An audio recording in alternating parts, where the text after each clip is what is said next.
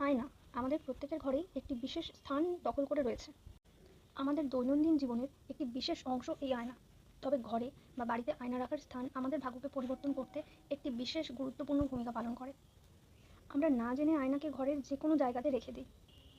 কোন দিকে আয়না রাখলে আমরা কী লাভ বা ক্ষতির সম্মুখীন হব, আজ সেটা নিয়ে আলোচনা করি। প্রথমেই বলি, বাড়ির উত্তর দিককে আমরা আর্থিক দিক হিসাবে ধরে থাকি।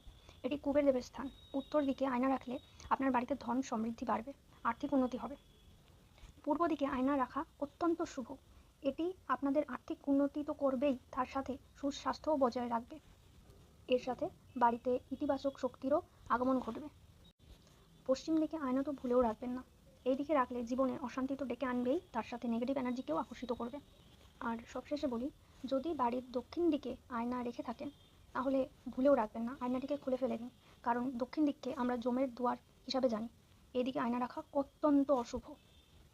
তবে শোবার ঘরে আয়না না রাখাই ভালো। যদি রেখে থাকেন তাহলে এটি লক্ষ্য রাখবেন যে শোবার ঘরের আয়নাতে যেন আপনার বিছানা না দেখা যায়, বা আপনি বা যে কেউ বিছানায় শুয়ে থাকে সেই ব্যক্তিকে যেন শয়িত অবস্থায় বা বিছানায় থাকা অবস্থায় আয়নাতে দেখা না যায়।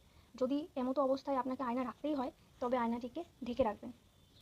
চেষ্টা করবেন শোবার ঘরে আয়না না রাখার।